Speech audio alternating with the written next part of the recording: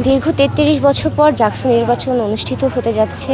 আমরা সম্ভাবনা আশা করছি অনুষ্ঠিত হতে যাচ্ছে ক্যাম্পাস। এটি আমাদের একটি প্রাণের দাবি ছিল জাকসু, এবং এটি বাস্তবে আমরা দেখতে পারবো এই আশা করছি। এটি আমাদের জন্য অত্যন্ত বড় একটি পাওয়া যদি বিশ্ববিদ্যালয়ের প্রশাসন আসলেই সুষ্ঠুভাবে একটি নির্বাচন আমাদেরকে দিতে পারে। এছাড়া খুবই উৎসবমুখর পরিবেশে আমরা আমাদের নির্বাচনী প্রচারণা চালিয়ে যাচ্ছি। আমি যেহেতু একজন স্বতন্ত্র প্রার্থী, লোকবল একটু কম থাকাটাই খুবই আমার জন্য স্বাভাবিক। সেই দিক থেকে দল মত নির্বিশেষে আপনারা জানেন যে আমাদের জাহাঙ্গীরনগর বিশ্ববিদ্যালয় বাংলাদেশের একমাত্র পূর্ণাঙ্গ আবাসিক বিশ্ববিদ্যালয়। সেই দিক থেকে আসলে আমাদের ভিতরে ইন্টিমেসির জায়গাটা একটু বেশি, সম্প্রীতির জায়গাটা একটু বেশি। সেখান থেকে আসলে দল মত নির্বিশেষে বিয়ন্ড এভরিথিং আমরা খুবই সুন্দরভাবে এখন পর্যন্ত প্রচারণা চালাতে পারছি, এবং এখন পর্যন্ত আমি কোনো ধরনের বাধার সম্মুখীন হইনি।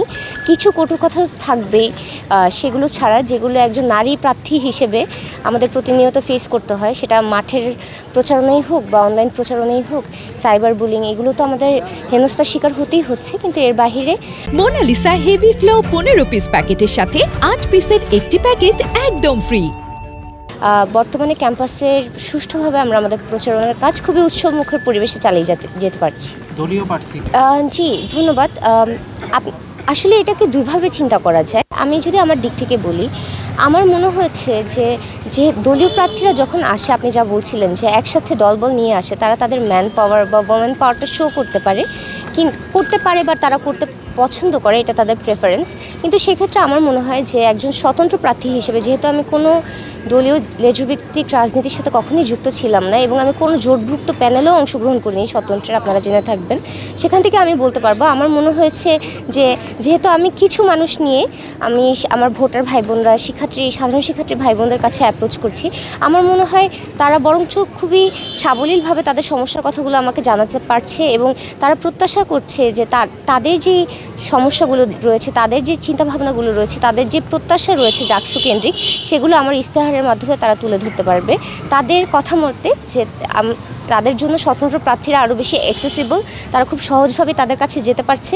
এবং অনেক মানুষ থাকলে যা হয় যে অনেক শিক্ষার্থী রয়েছে, তাদের হঠাৎ করে তারা একটি ভয় পেয়ে যায় বা একটা হঠকারী একটা সিচুয়েশনে তৈরি হয়। কিন্তু স্বতন্ত্র প্রার্থী বা আমার ক্ষেত্রে তা হচ্ছে না, বরং তারা খুবই অ্যাক্সেসিবল মনে করছে। এবং আপনি আরেকটি যে ইস্যু বললেন যে মানুষ কম নিয়ে গেলে একটু তো মাইনর ফিল, অনেকের ক্ষেত্রে তারা একটু ইনফেরিয়ার ফিল করছে, কিন্তু আমার আসলে এরকম কিছু মনে হচ্ছে না। আমি বেশ উপভোগ করছি প্রচারণার কাজ। আর প্রথম কথাই হচ্ছে, যেহেতু আমি একদমই সাধারণ শিক্ষার্থী, আমি কখনোই কোনো দলীয় রাজনীতির অন্তর্ভুক্ত ছিলাম না, বা আমি বরাবরই ক্যাম্পাসে দলীয় লেজুভিত্তিক রাজনীতির বিপক্ষে অবস্থান করেছি। সেই জায়গা থেকে আমার মনে হয়েছে যে সাধারণ শিক্ষার্থীদের যে চাহিদাগুলি, একটি শিক্ষার্থী বান্ধব ক্যাম্পাস গড়ে তোলার ক্ষেত্রে নারী শিক্ষার্থীদের কণ্ঠস্বর হয়ে আমি দাঁড়াতে চেয়েছি। আমি চাই একটি অন্তর্ভুক্তিমূলক ক্যাম্পাস হোক, যেখানে দল মত ধর্ম বর্ণ নির্বিশেষে কোনো মানুষের কোনো ধরনের হেনস্থার শিকার হতে হবে না। সেক্ষেত্রে আমার তাদের প্রত্যাশাগুলো, সাধারণ শিক্ষার্থীর প্রত্যাশাগুলিই আমি আমার অঙ্গীকারে তুলে ধরেছি। এছাড়া একটি মজার জিনিস, যেমন আমি আমার অঙ্গীকারে প্রথম রেখেছি যে আমি যদি বিজয়ী হতে পারি বা না হতে পারি, এটি আমার বিশ্ববিদ্যালয়ের কাছে আমার একটি কমিটমেন্টের জায়গা থাকবে যে আমি যৌন হয়রানি, সেটি সাইবার হ্যারাসমেন্টই হোক বা অফলাইন হ্যারাসমেন্টই হোক, এর বিরুদ্ধে আমি জিরো টলারেন্স জারি রাখবো। এবং তারই পরিপ্রেক্ষিতে আমি চাই যে আমি যদি নির্বাচিত হতে পারি, আমি যদি বিজয়ী হই, একটি বিশেষ হেল্পলাইন নাম্বার চালু করা হবে, যেটি 999 আদলে তৈরি করা হবে।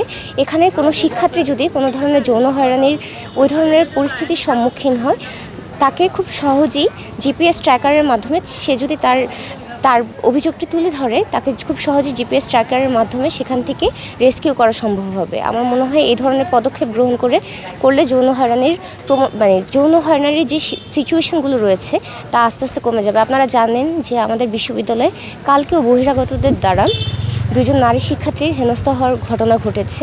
এটি মানে আমরা ইদানিংকালে দেখতে পাচ্ছি এটা খুবই নিত্য নৈমিত্তিক একটি বিষয় হয়ে দাঁড়াচ্ছে। আমার মনে হয় এর পিছনে আরেকটি কারণও রয়েছে যে যখনই কোনো অভিযুক্তকে আমরা ধরতে পারছি, আমাদের প্রশাসন তাদের বিরুদ্ধে যথোপযুক্ত ব্যবস্থা গ্রহণ করছে না। তাদের শাস্তির যে বিষয়টি রয়েছে সেটি ইনাফ না আমার মতে। তাদের যদি এনাফ শাস্তির ব্যবস্থা করা যায়, যেটি একটি দৃষ্টান্ত স্থাপন করতে পারে, সেই ক্ষেত্রে আমার মনে হয় যে যৌন হয়রানির জায়গাটি আরও কমে যাবে। এটি আমার ইশতেহারের একটি অন্যতম জায়গা। এছাড়াও আমি আরও বিভিন্ন বিষয়ে কথা বলছি। আর জি ধন্যবাদ। আমি লামিয়া রহমান তৌসি পূর্ণতা, ইংরেজি বিভাগের 19-20 সেশনের একজন শিক্ষার্থী। আমি আসন্ন জাকসু কেন্দ্রীয় সংসদ নির্বাচনে যুগ্ম সাধারণ সম্পাদক, নারী, একমাত্র স্বতন্ত্র প্রার্থী। আমার ব্যালট নম্বর 3।